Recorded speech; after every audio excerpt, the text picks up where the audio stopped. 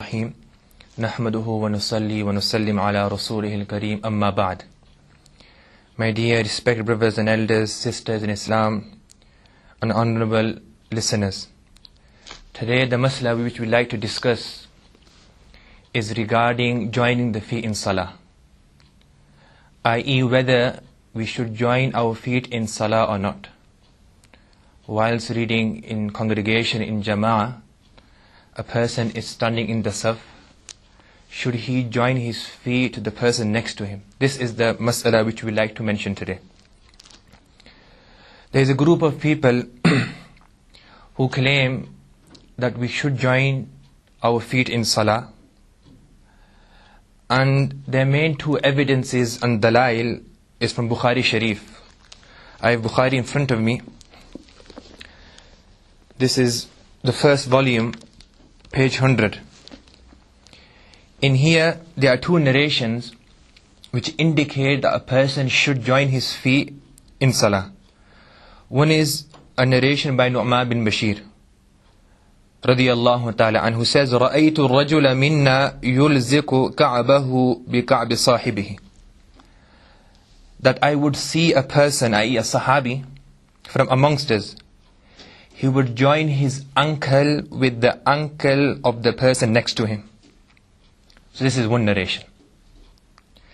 And the second narration, وبه قال حدثنا عمرو بن خالد قال حدثنا زهير عن حميد عن أنس رضي الله تعالى عنه عن النبي صلى الله عليه وسلم قال أقيموا صفوفكم فإني أراءكم من وراء ظهري وكان أحدنا يلزق منكبه بمنكب صاحبه وقدمه بقدمه. This is the second narration reported by Imam Bukhari rahmatullahi alayhi from Anas radiyallahu ta'ala anhu.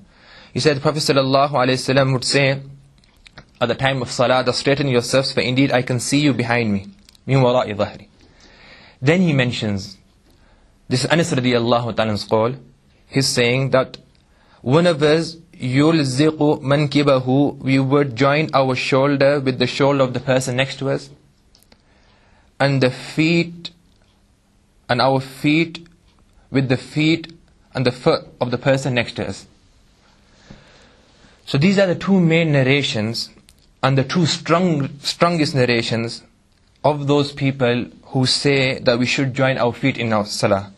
One is Nu'man bin Bashir radiyallahu ta'ala an, and the second narration is Anas radiyallahu ta'ala an, both reported by Imam Bukhari rahmatullahi alayhi in Sahih.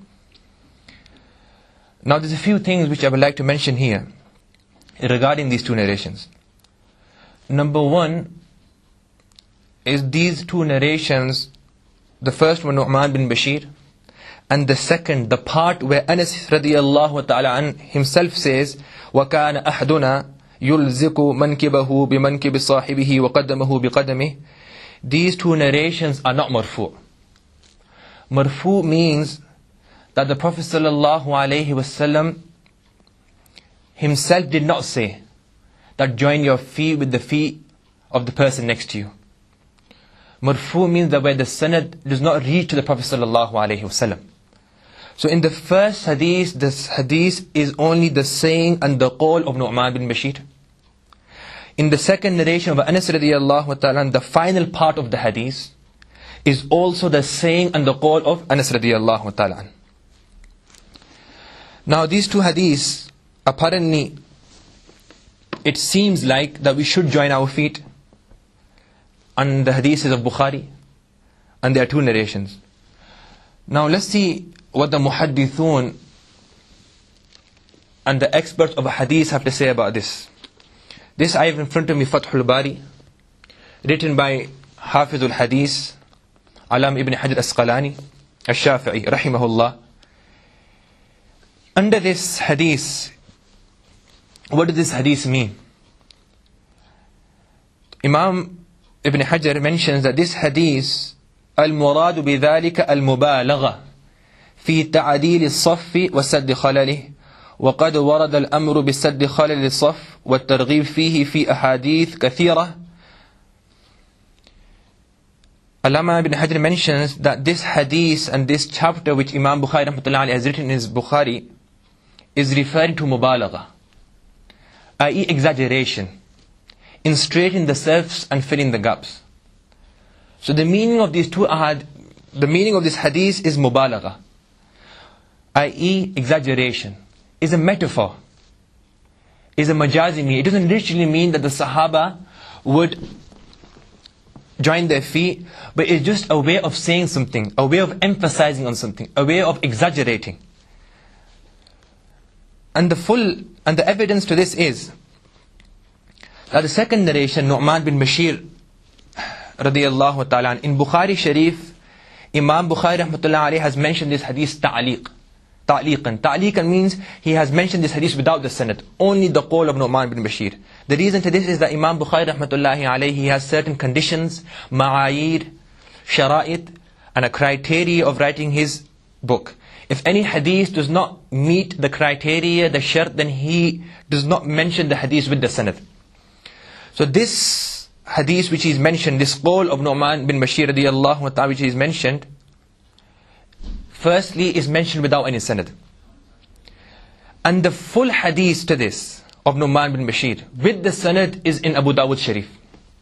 If you open Abu Dawud Sharif, under the chapter of straightening the sufuf, like Ibn Hajar also mentions, هذا طرف من حديث أخرجه أبو داود وصحه ابن خزيمة, that this hadith, this qawl of Nu'man bin Bashir mentioned by Imam Bukhari is only a part of the full hadith which Imam Abu Dawud rahimahullah has mentioned in his Sahih.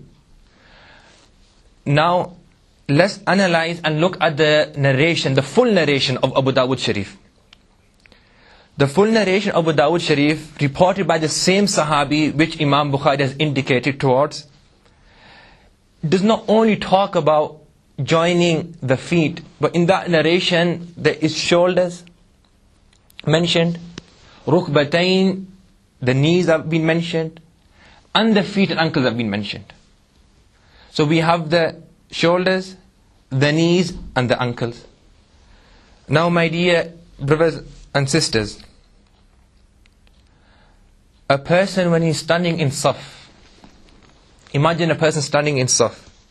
He's got a person on the right hand side and he's got a person on the left hand side. Now practically this is very difficult, balki is close to impossible, that the whole saf, every single individual, his shoulder, his knees, his ankle is meeting with the person on the right and the left. We have tried this many times and it's very difficult. The person standing in the saf, keeping all these body parts from the right side and the left side joined to his neighbors. That's why this hadith doesn't literally mean to join the feet. That's why Imam Ibn Hajar has mentioned this means mubalagha, exaggeration. And there are many examples of this in the Quran and hadith where the literal meaning of the Quran ayat and the literal meaning of the hadith is not taken. For example, in Surah Bani Israel 15 Sipara, Allah subhanahu wa ta'ala mentioned, وَمَنْ كَانَ فِي هَذِهِ أَعْمَى فَهُوَ فِي الْآخِرَةِ أَعْمَى. That a person who is blind in this life, وَمَنْ كَانَ فِي هَذِهِ أَعْمَى, i.e. this dunya, he will be blind in the life hereafter. Now if a person takes this meaning in its literal meaning, then na'udhu billah, that will mean many people who have had iman and done a'mal salihah, have done righteous deeds, they will be in the akhirah, in Jannat, blind, if they were blind in this life. For example, the Sahabi Abdullah bin Maktoum radiyallahu ta'ala anhu, who was the mu'adhin of Nabi sallallahu alayhi wasallam, he was blind. But what does the Quran ayat mean? وَمَنْ كَانَ فِي هَذِهِ أَعْمَى فَهُوَ فِي الْآخِرِ أَعْمَى, i.e. the person who was blind from hidayah, blind of the heart. So down there the Quran ayat is not taken as literal meaning, balki the majazi, the metaphorical meaning is taken into consideration. Similarly, there are many other ayats like this. In the ahadith, we have many hadiths. One hadith to do with the straightening the rows, this hadith can be found in Muslim Sharif. And this hadith, I have this small version of Riyadh Salihin Darus Salam print. On page 284, Imam Nawawi rahmatullahi alayhi, under the chapter of Babu Fadl Saf al-Awwal wal Amr bi Itmam Sufuf al-Awwal, the chapter regarding the excellence and the virtue of the front saf and the obligation of completing the front safs, Imam Nawawi rahmatullahi alayhi has mentioned a narration which is also mentioned in Muslim Sharif, that the Prophet sallallahu alayhi wasallam, the Sahaba say, the Prophet sallallahu alayhi wasallam, kana yusawwi sufufana, he would straighten our rows, hatta ka'annama yusawwi bihal qidaha, as though through the rows he sallallahu alayhi wasallam would straighten the arrow. Now, my dear listeners, when a person has a straight row, he doesn't straighten arrows with the saf of salah. It's just a metaphor, a mubalagha, that the rows would be so straight that you could, as though you could straighten the arrows with these sufuf. So similarly, like you get majazi and metaphorical meanings in the Quran ayats, in the ahadith mubarakah, similarly this hadith, these two narrations regarding joining your feet, Imam Ibn Hajar Asqalani rahmatullah alayhi in Fathul Bari has mentioned that this is based on mubalagha, exaggeration, is only a metaphor and is only for targheeb, to encourage to straighten the rows.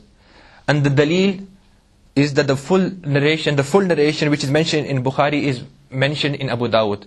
Now we can see for ourselves that if a person wants to act upon hadith, if he's got the zeal and shauq to act upon hadith, why only act upon part of the hadith which is mentioned in Bukhari Sharif without any sanad? Why not act upon the full hadith which is mentioned in Abu Dawud with the sanad?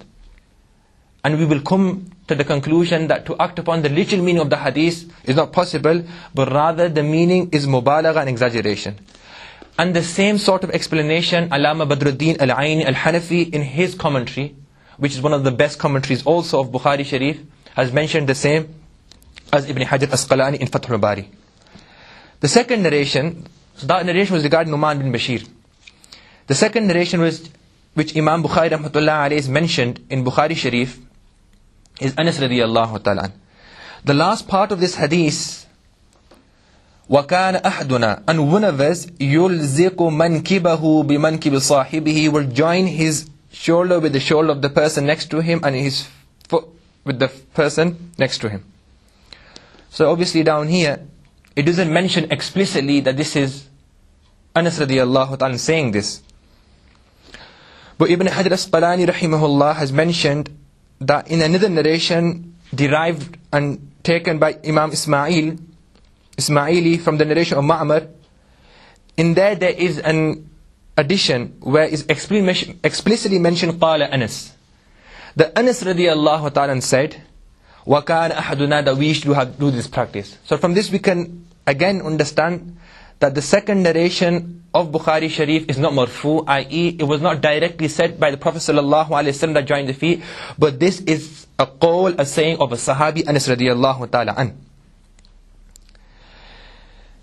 Ibn Hajar further mentions that وَأَفَادَ هَذَا التَّصْرِيحِ أَنَّ الْفِعْلَ الْمَذْكُورِ, that this explicit mention of Anas radiyallahu ta'ala an in the narration of Ma'mar used to happen in the time of the Prophet sallallahu alaihi wasallam. وَبِهَذَا يَتِمُّ الْإِحْتِجَاجِ بِهِ عَلَى بَيَانِ الْمُرَادِ بِإِقَامَةِ الصَّفْ وَتَسْوِيَتِهِ. And from this we can understand that the evidence is now clear that the meaning of the ahadith is only to straighten the rows and is exaggeration. The dalil to this is that in another narration, Imam Ma'mar, he's mentioned, وَلَوْ فَعَلْتُ ذَلِكَ بِأَحْدِهِمْ الْيَوْمِ لَنَفَرَ كَأَنَّهُ بَغْضُ مِشْمُوسٍ, that if any one of us, if I practice this today, he was ghaliban, if I'm not wrong, a tabi'i, if any of us practice this today with anyone, i.e. if we join our feet with anyone else's feet, then that person would run like a rebellious mule. So from this we can also understand that the narration of Bukhari Sharif, the two narrations, they are not based on the literal meaning, hakiki meaning, but the majazi and the metaphorical meaning. So the khulasa and the net result is that joining your feet inside salah, in congregation, with the person next to you, this is aqlan naqlan batil. It is void, is not acceptable through intellect and through narrations. Through intellect because the full narration is in Abu Dawud Sharif, and to join your shoulders, your knees, your ankles, etc. is practically very difficult and close to impossible. And Allah subhanahu wa ta'ala wouldn't order a person, a human, to do something which is so difficult and literally impossible. Allah says in the Quran, لَا يُكَلِّفُ اللَّهُ نَفْسًا إِلَّا وُسْعَهَا. Allah subhanahu wa ta'ala only burdens a soul and nafs according to his capacity. And this is very difficult to maintain this during the salah. But just to start off salah in this position is also difficult. So aqlan, through intellect, and if we use our logic, such a command is not possible. And through naqal, through ahadith and narrations, and through aqwal and sayings of the muhaddithun, is also batil to act upon the literal meaning of this hadith.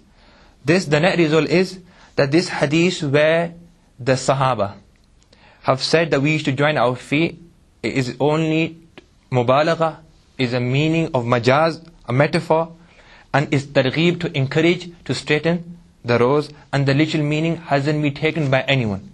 None of the four A'immah, Imam Shafi rahimahullah, Imam Malik rahimahullah, Imam Ahmad bin Hanbal rahimahullah, and Imam Abu Hanifa rahimahullah, none of the A'immah and none of the eminent scholars of these A'immah have said that this hadith is referring to the literal meaning.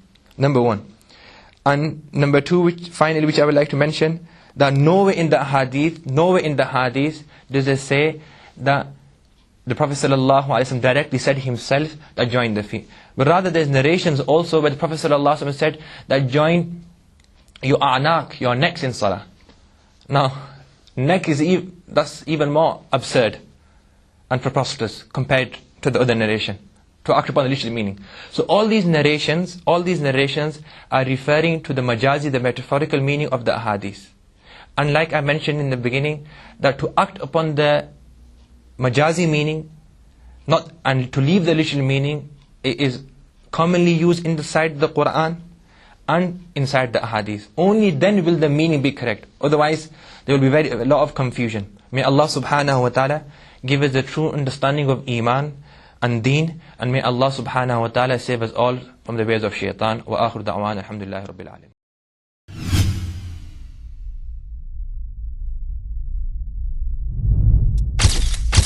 MessageTv. This is your channel. This is your channel.